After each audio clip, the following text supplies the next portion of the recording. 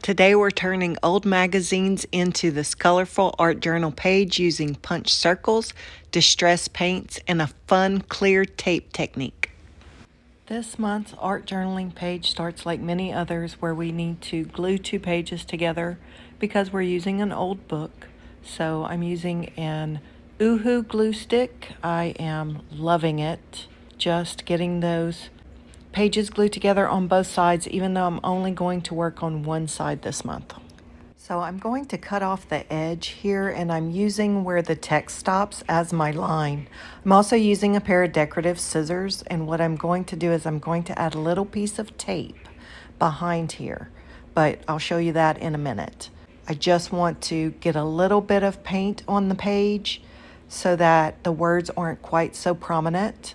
I'm using Pentart's Creamy Acrylic in, I think it's called Creamy White. I'm trying to utilize some of the paints that I sell in my booth for my art journaling students to have some experience with it.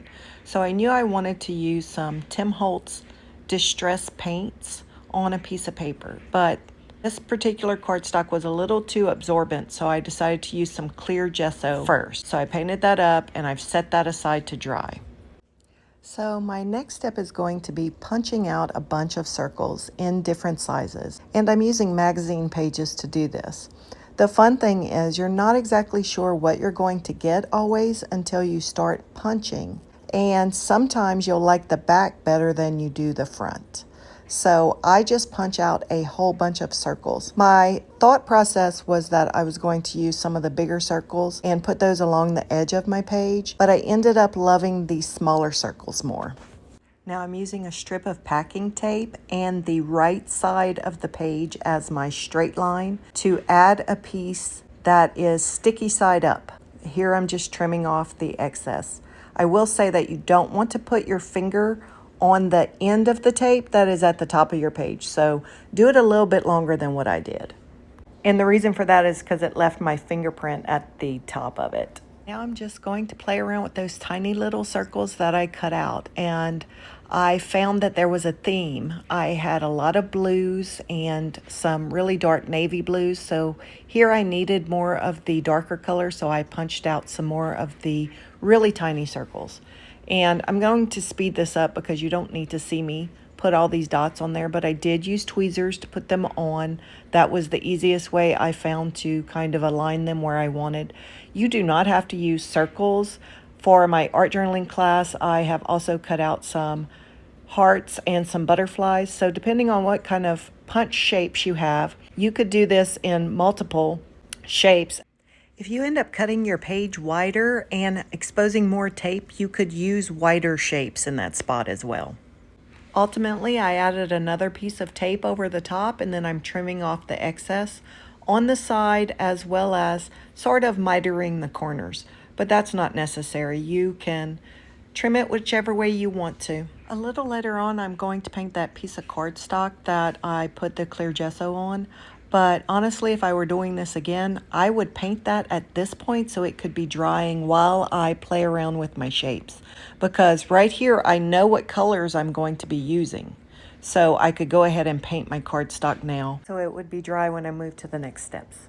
At this point, I have an idea about my arrangement, but I know that I need to fill in some of that background area some more. So here I'm utilizing some of those Tim Holtz paints that I mentioned. I want to do a gradient effect with them, and I think I'm using Tumbled Glass, Speckled Egg, and Uncharted Mariner eventually. So I go ahead and I put them on, and I'm trying to blend them together. But eventually I'm going to spritz with some water, because that's the best thing about these paints is that they do react with water. And here comes that spritz of water now. And then I'm going to take a paper towel and I'm going to start blotting off that paint so that I will get that reaction with the water. But as you can see, I'm almost rubbing and I'm not turning my towel, so it's smearing my paint everywhere. And obviously, I didn't like that. So I'm just going to paint right over it and start over again. I decided to take a different tack this time, and I'm going to use some water and a brush and do more of a splatter effect. So I'm splattering water on the page, and you can see where the paint's sort of moving away from the water, which is the cool thing about this paint. I chose to add some more splatter, but this time I'm going to take the paper towel and I'm going to lay it flat and then pull it up. That way it'll pull up those big splatters of paint, and then I'm going to add a little bit more of just the water. It's just water in the brush that I'm splattering on, and then I'm going to blot with the paper towel. But I don't want to rub this time, and I am turning my paper towel so I'm not transferring any of the paint to another section. I do end up using my heat gun to dry this, but as I said before, if you do this earlier in the process, then you could simply set it aside to dry before you decide to start stamping on it. So here I'm going to use the Distress Archival inks because archivals are always permanent, and I don't want to have any other interaction and have my ink bleed. By the way, the Tim Holtz paints are also permanent once they're dry. That's the really cool part about them, is that they do react with water, but they're permanent once they're dry. Here I'm using a variety of Iron Orchid Design stamps. Mine ended up having a bit of a traveling theme. I did use a traveling magazine, so I'm using some of the postcard Christmas stamps. There's some pins in the Iron Orchid Design Charlotte stamp. So I'm just using a variety, and I'm also using two colors of ink. I'm using Hickory Smoke, which is basically a lighter gray, and then the Black Soot, which is a darker gray. And on that particular stamp right there, I combined the two. So you can use whatever stamps appeal to you. Now I'm going to incorporate the paper that I made into my page, and this is just intuitive. You have to play around with it. I'm tearing some pieces and trying them in different places. You could potentially use the entire sheet as a background on your page. It depends on how you want to utilize it. I did realize that my background still needs something, so I'm breaking out the color wheel so I can figure out what the complementary color is for these blues. I'm not exactly sure why I put the color wheel on blue violet. I probably should have gone to blue, but anyway, it still works. The complementary colors are yellows and oranges for both of those, so that's what I picked up. Here I'm using the Tim Holtz Distress Oxide inks. So Distress Oxide and Distress inks are both activated with water. So if you spritz them with some water, which I did right here, and then I blotted some off, they will pick up some of that ink. Distress Oxide and Distress inks are absolutely not permanent when they're dry.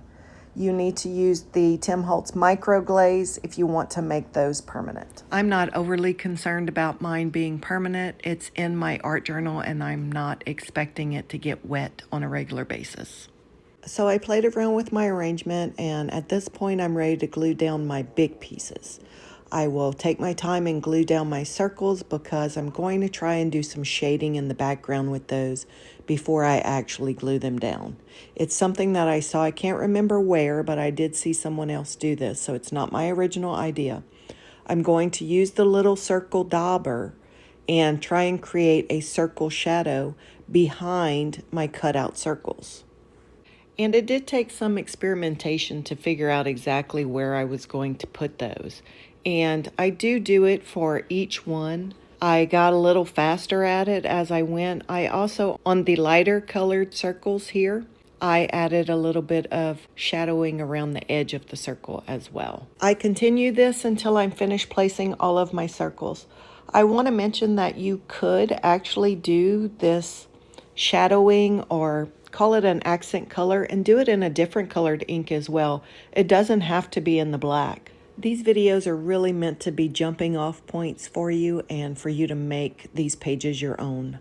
I'm adding just a touch of ink to the edges of this page. I'm not going where I added the tape though. So I am using a Tim Holtz quote. It says, "Never stop exploring," seems to go with the whole traveling theme.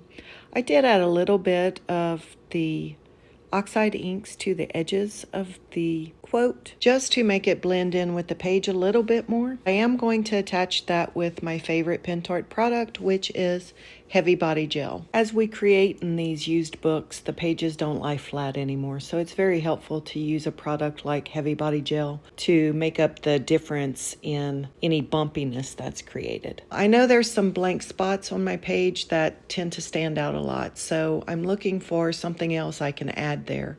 I started with a pencil, but I put that away and I decided to just add some rectangles and some circles using a gel pen. Mark making is a great way to fill in some spaces, and if you're a doodler, this would be the perfect time to do that. I do find myself drawing around all of my circles and doing that very loosely. I also create a very loose rectangle around the words and do a little squiggly mark along the side that kind of mimics the cutout.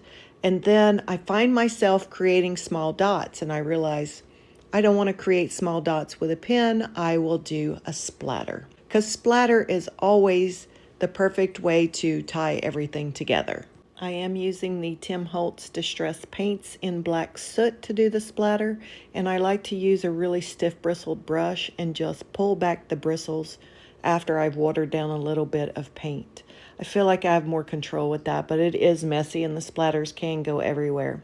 I'm utilizing some of the paper towels and torn paper to cover up some of the items that I don't necessarily want splatter on. Then I decided to add a little metallic splatter as well, and I'm using the Pentart Creamy Acrylic Metallic in white gold. It's not showing up a whole lot on the page, but I used some of the excess paint on that page on the left, and it is a really pretty color.